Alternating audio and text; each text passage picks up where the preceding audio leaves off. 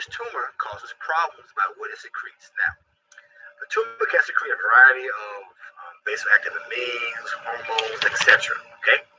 However, the classic thing will secrete that the STEP exam loves to ask about is what? Serotonin, which leads to our carcinoid syndrome. Now, very important, what does serotonin do? It causes increased vascular permeability and vasodilatation. So my classic presentation for carcinoid syndrome is flushing of the face. If you ever say flushing of the face on the exam, the first thing you better think about is carcinoid syndrome. Okay, so along with the flushing, they get the diarrhea and other problems, but that flushing is very important. Okay, now, what else occurs with this? Very important that the patients have increase in serotonin, sometimes also called 5-HT. So sometimes that's how they'll put it on the exam, so don't get thrown by that. 5-HT is serotonin. And that this 5-HIAA is the metabolite. So that's how we're going to diagnose it. That's one thing. Two, with this syndrome, the tumor can metastasize to the liver and eventually go to the heart. Very important, when it involves the heart, it only involves the right side of the heart, not the left side. Why? Because it goes to the right side of the heart. To get to the left side, where does it have to go?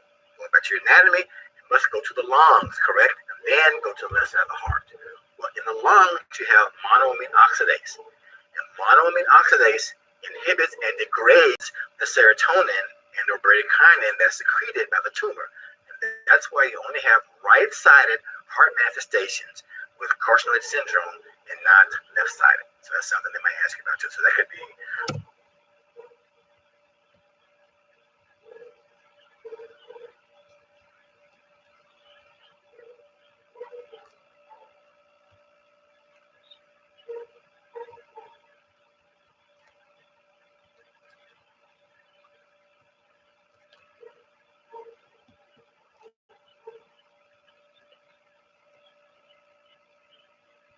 biochem question, anatomy question.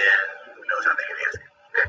So here's a picture showing you a carcinoid tumor. Typically, like I said, it's submucosal, and they have a kind of yellowish, tannish appearance of it. So there's your tumor right there. So it's kind of inconspicuous, isn't it? And it really, stand out that much.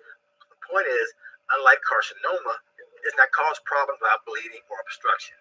It causes problems by what it secretes. Very important thing to differentiate between carcinoid tumors and adenocarcinoma of the colon. Okay, and we're in there about what it secretes. Very important thing to differentiate. The point is, unlike carcinoma, it does not cause problems by bleeding or obstruction.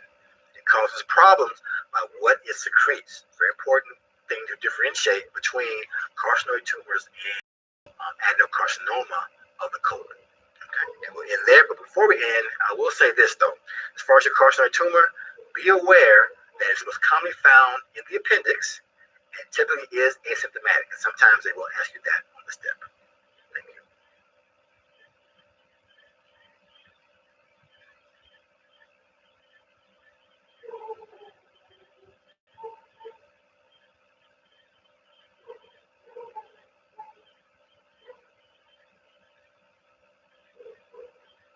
Now, as far as the stomach, of course, again, we were talking about the mucosal defenses.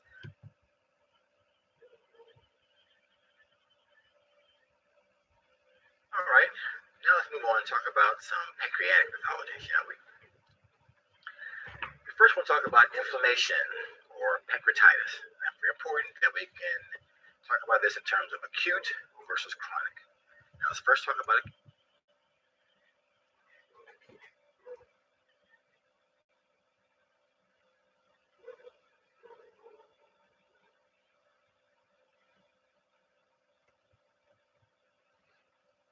Now, very important that with acute pancreatitis, we're talking about inflammation of the pancreas and alteration of the normal function. Okay. Now, as far as the etiology, there are different things that can do it.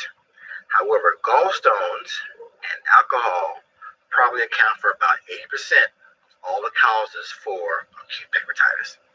Typically, if it's an alcoholic, they're going to give you a male. If it's a patient with gallstone disease, it's probably going to be what? A female. Okay.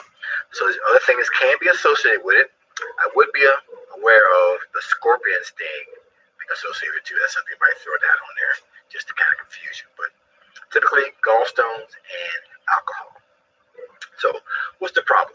The problem is you're going to damage the aster cells, allowing enzymes to leak out and destroy the pancreas and other organs. Now, I tell students all the time, trypsin is the bad guy, okay? Because trypsin becomes activated and then activates everybody else, lipase, elastase, etc. Trypsin also can activate the clotting cascade and the kinin system, which gives you some of your major complications of acute pancreatitis. Very important. Now, how's the patient going to present? Typically, they're going to present with what? Abdominal pain that does what? Radiates to the back. Because again, you learn so well in anatomy what? The pancreas is retroperitoneal, right? The pancreas is retroperitoneal, and that's why the pain radiates to the back. So be aware of that. Okay. Very important. They're going to have, like I said, they're going to have the abdominal pain. Of course, because of the damage to the pancreas, like I said, the enzymes will be released. We also notice that if you get damage secondary to a stone, the patient may also be what? Jaundice. Why? Because you can block the common bile duct along with the pancreatic duct. So if the patient has a stone, they may also have jaundice.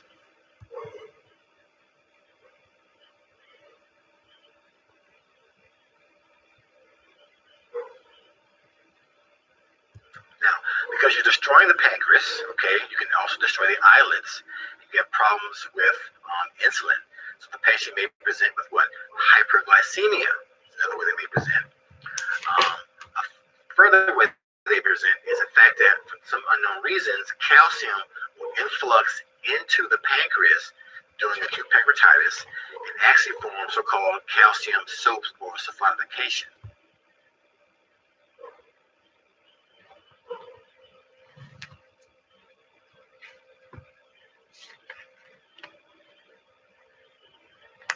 So very important. The patient may also present with what?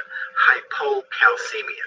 It's a so-called Ransom's criteria that's out there that some people read. But just remember, again, the hyperglycemia, the hypocalcemia, jaundice, again, if it's secondary to a stone, are ways they will present, along with the abdominal pain that radiates to the back. Okay? Now, as far as your laboratory examination, lipase and amylase are important enzymes. However, this is what you want to remember.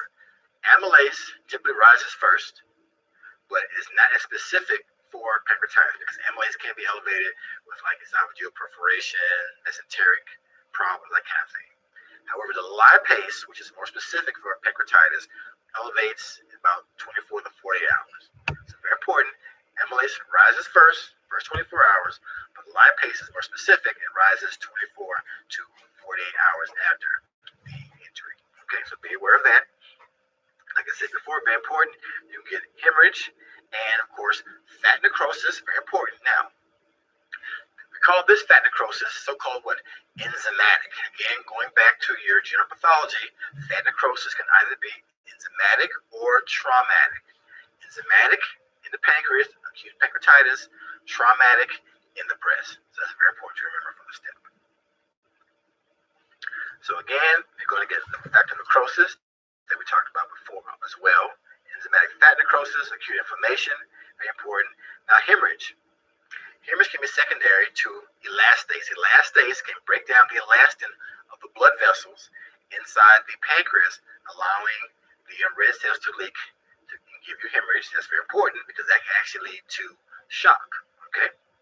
Now, as far as your other major complications, as you can see here, ARDS is important. Why? Because what happens is the enzymes leak out into the blood, go to the lungs, okay, causing damage to the capillary endothelial cells, allowing fibrin to leak out and block alveolar spaces and the gas exchange. So it causes ARDS. DIC, why? Again, like I said, trypsin can activate the clotting cascade, leading to DIC. That's very, very important. Okay. These patients also can go into shock. Why? Number one, because trypsin can activate the kinin system. Bradykinin does what? Causes vasodilatation. So So that's one reason they go into shock. They can also go into shock because of the hemorrhage coming from the pancreas going into the abdominal cavity. So very important. ARDS, DIC, and shock are your major acute complications of acute pancreatitis. Okay. However, it is important to understand that acute pancreatitis can be associated with a pseudocyst. So pseudocyst just means that you have this fluid-filled cavity filled with blood and fluid and that kind of thing, but there is no epithelial lining of the wall. Because a true cyst must have an epithelial lining. Now, pseudocyst becomes important clinically because a pseudocyst can present as abdominal mass. That's why it's important to understand that acute pancreatitis can lead to pseudocyst formation. Okay? And as you mentioned before, hypocalcemia occurs again because of the influx of calcium into the areas of fat necrosis. Now, treatment of acute pancreatitis is supportive or conservative, right? So you want to replace your electrolytes and that kind of thing. Make the patient NPL, nothing by mouth. You do not do surgery for acute pancreatitis. It's very important to remember, okay? Because they will put that on the step. Very important, conservative management, okay? And make the patient NPL. Why? You want to quiet the pancreas so it won't make the enzymes to cause further destruction, okay? Now, another complication of acute pancreatitis is what? It can lead to chronic pancreatitis. So think of chronic pancreatitis.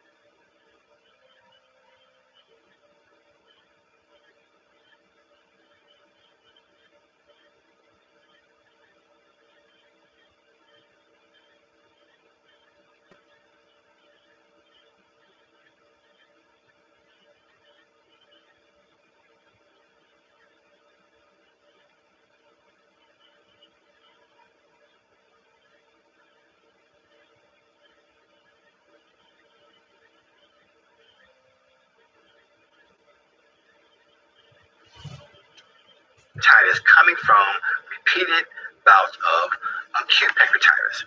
That's one type of cause. The other type that they may ask you, which is congenital, is called pancreas divisum. Okay, pancreas divisum. That's where two major ducts do not separate.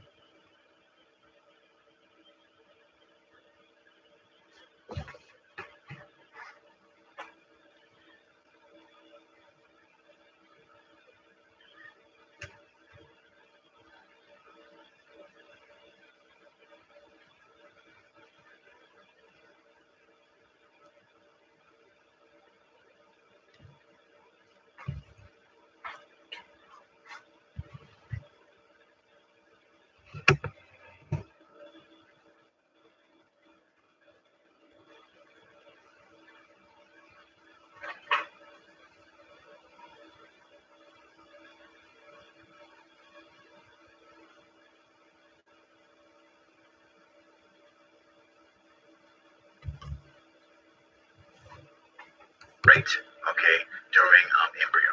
Okay, now very important with chronic pancreatitis, you're going to see inflammation. Of course, it's going to be chronic, but also fibrosis. One of the key things is fibrosis, and because of the scarring and calcifications you get, you're going to lose the endocrine and exocrine function of the pancreas. So these patients are going to have malabsorption because of loss of exocrine function, and they're going to have diabetes because of loss of endocrine function. So very important. Two major complications of chronic pancreatitis are going to be malabsorption and diabetes. Okay, and also chronic pancreatitis can lead to pseudocyst formation. So be aware of that. Okay. Again, here's your pseudocyst here. Insufficiency and malabsorption, again, that we talked about. And again, all right, let's move on and talk about our islet cell tumors. Very important, the islet cell tumors are a type of carcinoid syndrome, like I said before. All right, let's move on and talk about our islet cell tumors. Now, very important, the islet cell tumors are a type of carcinoid syndrome. Like I said before, carcinoid syndrome can be seen in the pancreas, again, in the islets, again, because the islets are made up of what?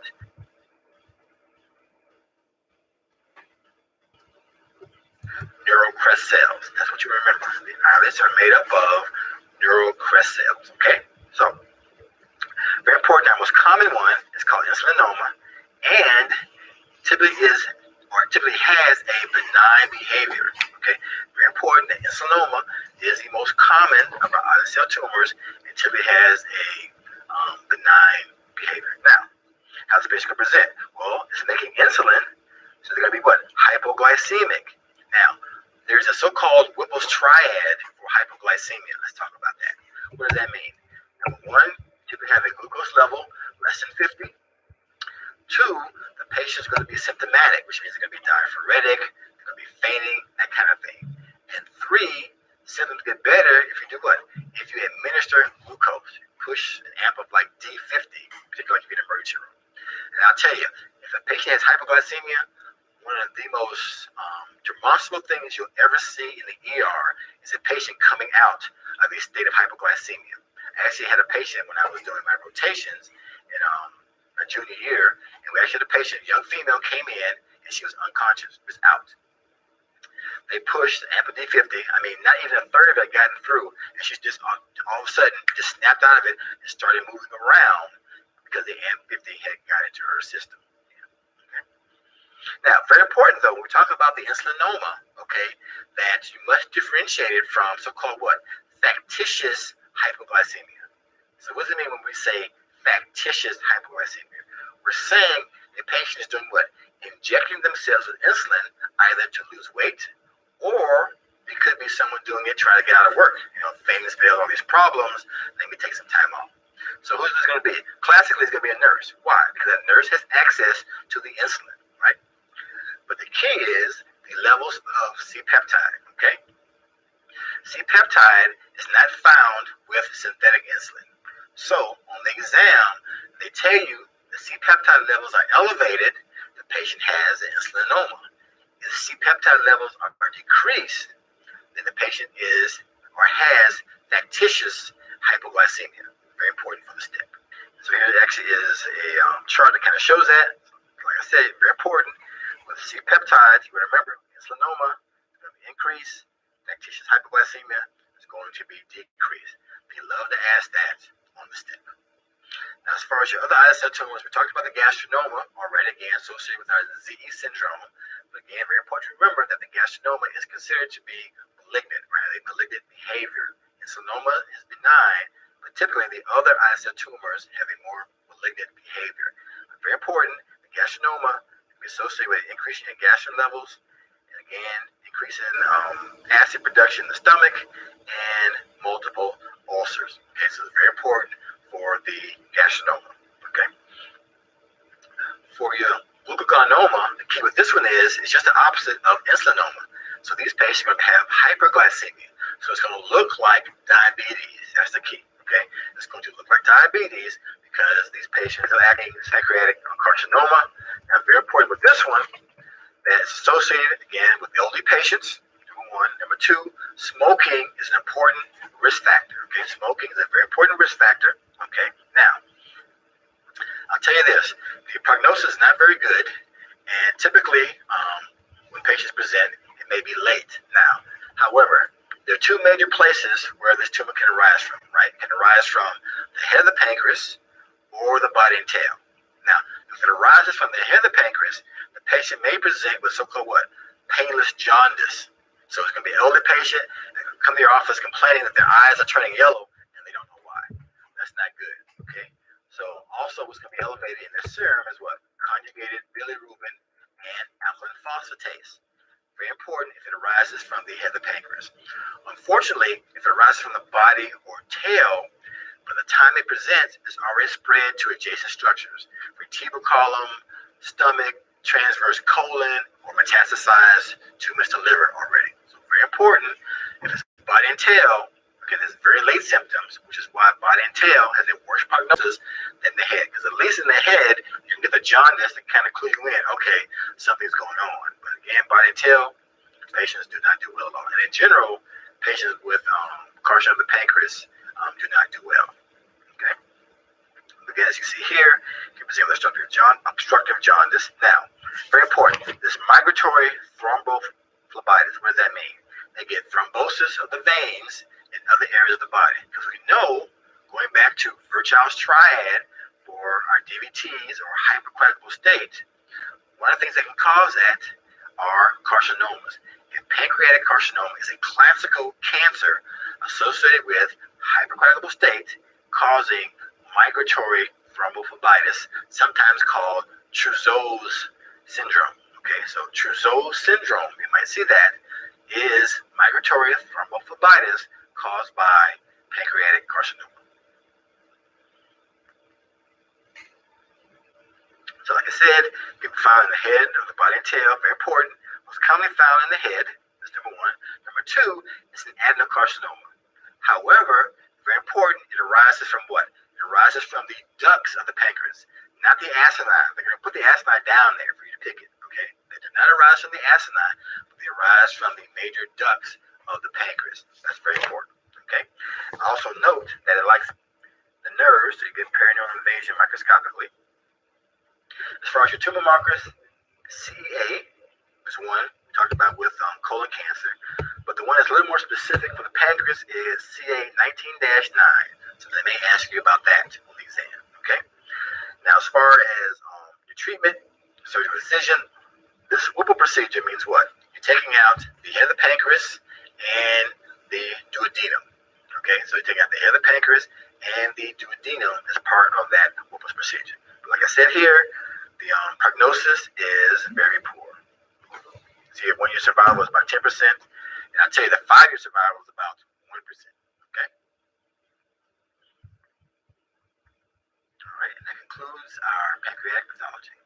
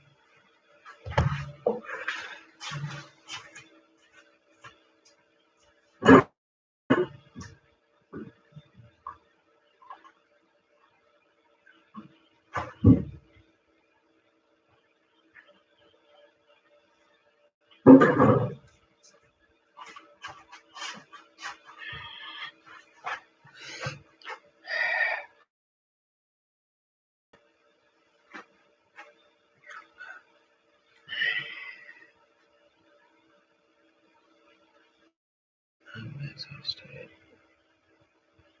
Good night.